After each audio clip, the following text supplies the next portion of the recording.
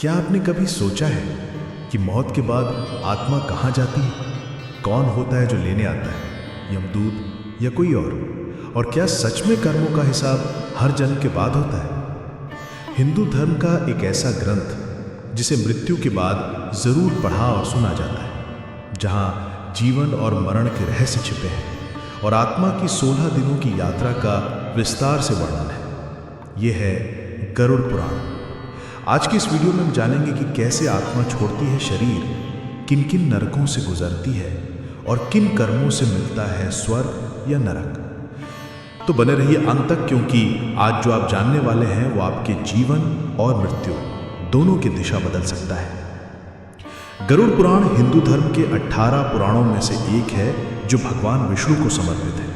ये मुख्य रूप से मृत्यु के बाद की यात्रा, कर्मों के फल और श्राद्ध कर्मों से संबंधित है। गरुड़ पुराण में मृत्यु के बाद आत्मा की यात्रा, यमलोक, नरक, मोक्ष और श्राद्ध विधि का वर्णन है। गरुड़ पुराण का महत्व। गरुड़ पुराण में मृत्यु के बाद आत्मा की विभिन्न लोकों और योनियों में यात्रा का वर्णन है, जो उसके कर्मों पर निर्भर करती है।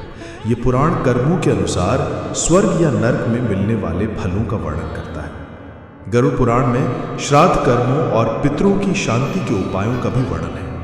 इस पुराण में ज्ञान, यज्ञ, तप, सदाचार और निष्काम कर्मों के महत्व पर जोर दिया गया है। गरुड़ पुराण में मृत्यु से पहले व्यक्ति को दिखने वाले कुछ संकेतों का भी वर्णन है।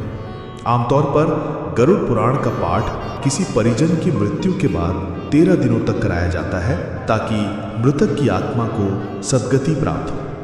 गरुड़ पुराण को किसी भी समय पढ़ा जा सकता है, क्योंकि इसमें जीवन को बेहतर बनाने के रहस्य भी छिपे हैं। एक जीवित व्यक्ति भी गरुड़ पुराण का पाठ कर सकता है। गरुड़ पुराण में वर्णित कुछ मुख्य बातें। ब्रह्म हत्या। गरुड़ पुराण में सबसे बड़ा पाप ब्राह्मण हत्या को माना गया है। ये पुराण जीवन के उद्देश्य और मोक्ष प्राप्ति के मार्ग को दर्शाता है। गरुड़ पुराण में यज्ञ, दान, तप और तीर्थों के महत्व का भी वर्णन है। गरुड़ पुराण एक महत्वपूर्ण धार्मिक ग्रंथ है जो मृत्यु, कर्म और जीवन के रहस्यों को उजागर करता है। संक्षिप्त गरुड़ पुराण। पहला अध्याय। भगवान विष्णु तथा गरुड़ के संवाद में गरुड़ पुराण पापी मनुष्यों की इस लोक तथा परलोक में होने वाली दुर्गति का वर्णन। 10 गात्र के पिंडदान से यातना देह का निर्माण।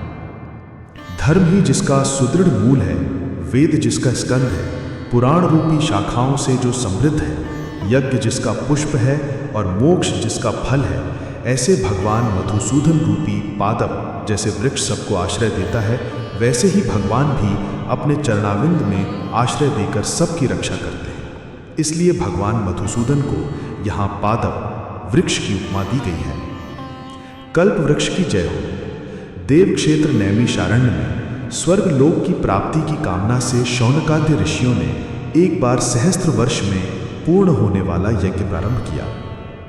एक समय प्रातः काल के हवन आदि कृत्यों का संपादन करके उन सभी मुनियों ने सत्कार किए गए आसनासीन सूत जी महाराज से आदरपूर्वक ये पूछा। ऋषियों ने कहा, हे सूत जी महाराज, आपने सुख देने वाले देव मार्ग का सम्यक निरूपण किया है।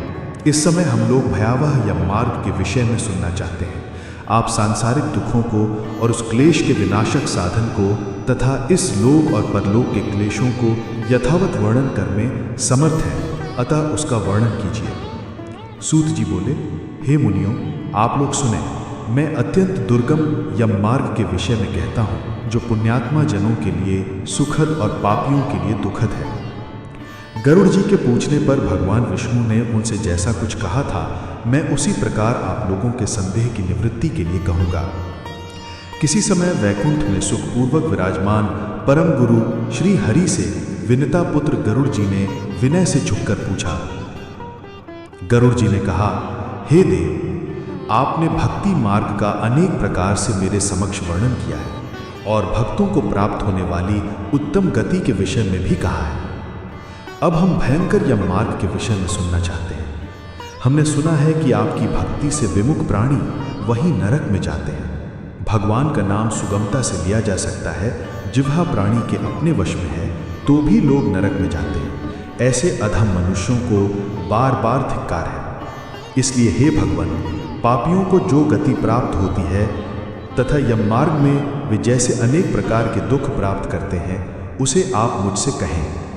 श्री भगवान बोले, हे पक्षिंद्र, सुनो, मैं उस यममार्ग के विषय में कहता हूँ जिस मार्ग से पापी जन नरक यात्रा करते हैं और जो सुनने वालों के लिए भी भयावह है।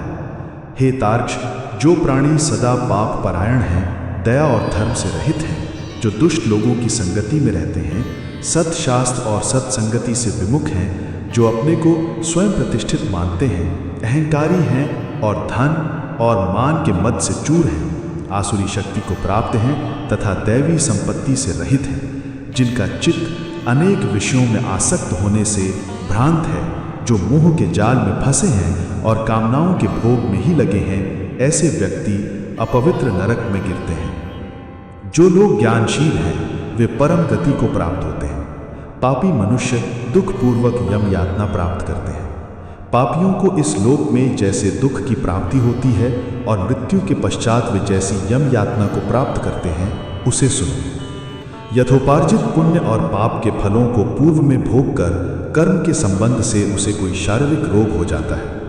आधि और व्याधि यानी मानसिक रोग और शारीरिक रोग से युक्त और जीवन धारण करने की आशा से उत्कंठित उस व्यक्ति की जानकारी के बिना ही सर्प की भांति बलवान काल उसके समीप आ पहुंचता है।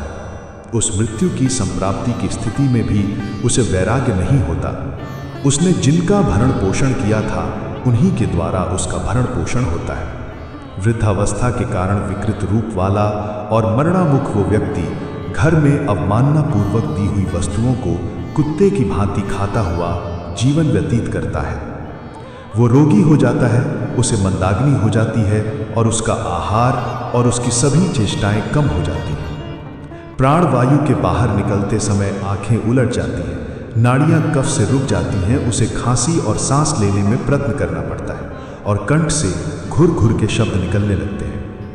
चिंतामग्न फजरों से घिरा हुआ और सोया हुआ वो व्यक्ति काल पाश के वशीभूत होने के कारण बुलाने पर भी नहीं बोलता। इस प्रकार कुटुंब के भरण पोषण में ही निरंतर लगे रहने वाला अजितेंद्रिय व्यक्ति अंत में रोते बिलखते बंधु बांधवों के बीच उत्कट वेदना से संख्या शून्य होकर मर जाता है। हे गरुण, उस अंतिम क्षण में प्राणी को व्यापक दिव्य दृष्टि प्राप्त हो जाती है, जिससे वो लोक परलोक को एकत्र देखने लगता है। अतः चकित होकर वो कुछ भी नहीं कहना चाहता। यमदूतों के समीप आने पर भी सभी इंद्रियां विकल हो जाती हैं, चेतना जड़ीभूत हो जाती है और प्राण वायु चलायमान हो जाते हैं। आतुर काल में प्राण वायु के अपने स्थान से चल देने पर एक क्षण भी एक कल्प के समान प्रतीत होता है और 100 बिच्छुओं की डंक मारने जैसी पीड़ा तो उस समय का उसे अनुभव होने लगता है। वो मरणासन्न व्यक्ति फेन उगलने लगता है और उसका मुख लार से भर जाता है। पापी जनों के प्राण वायु अधोद्वार से निकलते हैं। उस समय दोनों हाथों में पाश और दंड धारण किए नग्न दांतों को कटकटाते हुए क्रोधित नेत्र वाले यम के 2 भयंकर दूत समीप में आते हैं। उनके केश ऊपर की ओर उठे होते हैं, वे कौवे के समान काले होते हैं और टेढ़े मुख वाले और उनके नख आयुध की भांति होते हैं। उन्हें देखकर भयभीत हृदय वाला वो मरणासन्न व्यक्ति मल मूत्र का विसर्जन करने लगता है। अपने 5 भौतिक शरीर से हाय हाय करते हुए निकलता हुआ तथा यमदूतों के द्वारा पकड़ा हुआ वो अंगुष्ठ प्रमाण का पुरुष अपने घर को देखता हुआ यमदूतों के द्वारा यातना देह से ढक करके गले में बलपूर्वक पाशों से बांधकर सुदूर यम मार्ग की यातना के लिए उसी प्रकार ले जाया जाता है जिस प्रकार राजपुरुष दंडनीय अपराधी को ले जाते हैं। इस प्रकार ले जाते हुए उस जीव को यमदूत तर्जना करके उसे डराते हैं और नरकों के तीव्र भय का पुनः पुनः वर्णन करते हैं। रे दुष्ट, शीघ्र चल, तुम यमलोक जाओगे। आज तुम्हें हम सब कुंभी पाक आदि नरकों में शीघ्र ही ले जाएंगे। इस प्रकार यमदूतों की वाणी तथा बंधु बांधवों का रुदन सुनता हुआ वो जीव जोर से हाहाकार करके विलाप करता है और यमदूतों के द्वारा प्रताड़ित किया जाता है। यमदूतों की तर्जनाओं से उसका हृदय विदीर्ण हो जाता है, वो कांपने लगता है। रास्ते में कुत्ते काटते हैं और अपने पापों का स्मरण करता हुआ वो पीड़ित जीव यम मार्ग में चलता है। भूख और प्यास से पीड़ित होकर सूर्य, दावानल और वायु के झोंकों से संतृप्त होते हुए और यमदूतों के द्वारा पीठ पर कोड़े से पीटे जाते हुए उस जीव को तपी हुई बालिका से पूर्ण तथा विश्राम रहित और जल रहित मार्ग पर असमर्थ होते हुए भी बड़ी कठिनाई से चलना पड़ता है। थक कर जगह जगह गिरता और मूर्छित होता हुआ वो पुनः उठकर पापी जनों की भांति अंधकारपूर्ण यमलोक में ले जाया जाता है।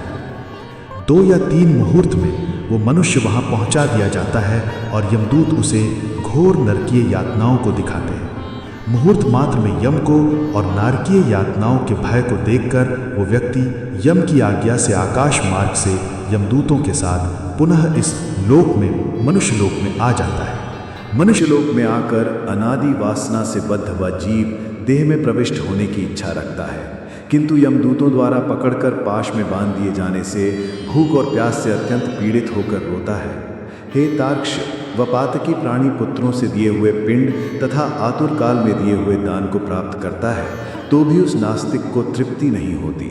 पुत्रादि के द्वारा पापियों के उद्देश्य से किए गए श्राद्ध, दान तथा जलांजलि उनके पास ठहरती नहीं। अतः पिंडदान का भोग करने पर भी वे क्षुधा से व्याकुल होकर यम मार्ग में जाते हैं। जिनका पिंडदान नहीं होता वे प्रेत रूप में होकर कल्प पर्यंत निर्जन वन में दुखी होकर भ्रमण करते रहते हैं। सैकड़ों करोड़ कल्प बीत जाने पर भी बिना भोग किए कर्म फल का नाश नहीं होता, और जब तक वह पापी जीव यातनाओं का भोग नहीं कर लेता तब तक उसे मनुष्य शरीर भी प्राप्त नहीं होता। हे पक्षी, इसलिए पुत्र को चाहिए कि वह 10 दिनों तक प्रतिदिन पिंडदान करे। हे पक्षी श्रेष्ठ, वे पिंड प्रतिदिन 4 भागों में विभक्त होते हैं।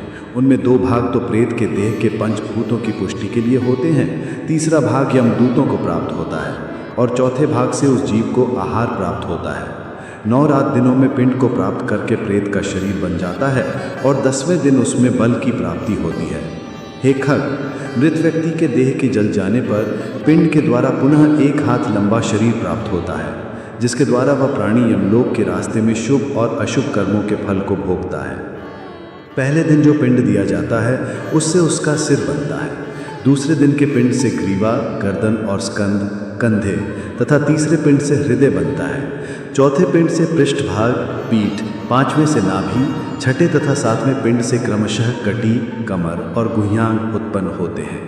8वें पिंड से ऊरू, जांघें तथा 9वें पिंड से जानू, घुटने और पैर बनते हैं। इस प्रकार 9 पिंडों से देह को प्राप्त करके 10वें पिंड से उसकी क्षुधा और तृषा, भूख प्यास ये दोनों जागृत होती हैं। इस पिंडक शरीर को प्राप्त करके भूख और प्यास से पीड़ित यह जीव 11वें तथा 12वें 2 दिन भोजन करता है। 13वें दिन यमदूतों के द्वारा बंदर की तरह बंधा हुआ वह प्राणी अकेला उस यम मार्ग में जाता है। हे खग, मार्ग में मिलने वाली वैतरणी को छोड़कर यमलोक के मार्ग की दूरी का प्रमाण 86,000 योजन है। वह प्रेत प्रतिदिन रात दिन में 247 योजन चलता है। मार्ग में आए हुए इन 16 पुरों को पार करके पातकी व्यक्ति धर्मराज के भवन में जाता है।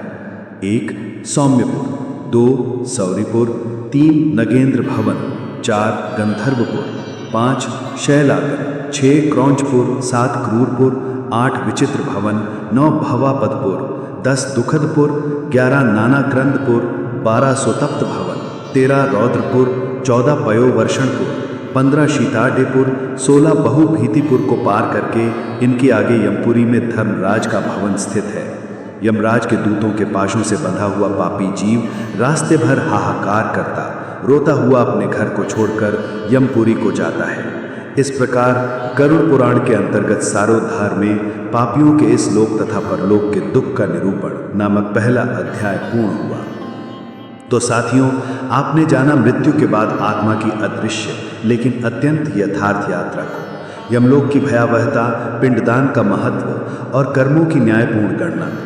गरुड़ पुराण सिर्फ एक ग्रंथ नहीं है, यह जीवन और मृत्यु के बीच का सेतु है जो हमें चेताता है, सतर्क करता है और धर्म के मार्ग पर चलने की प्रेरणा देता है। यह कथा हमें सिखाती है कि जैसे कर्म वैसा फल और मृत्यु कोई अंत नहीं बल्कि एक नई यात्रा की शुरुआत है। नमस्कार। तो साथियों, यदि यह ज्ञान आपको स्पर्श कर गया हो तो इस वीडियो को लाइक करें, अपने परिवार और मित्रों के साथ साझा करें और नीचे कमेंट करके ज़रूर बताएं क्या आप पहले से गरुड़ पुराण के बारे में जानते थे।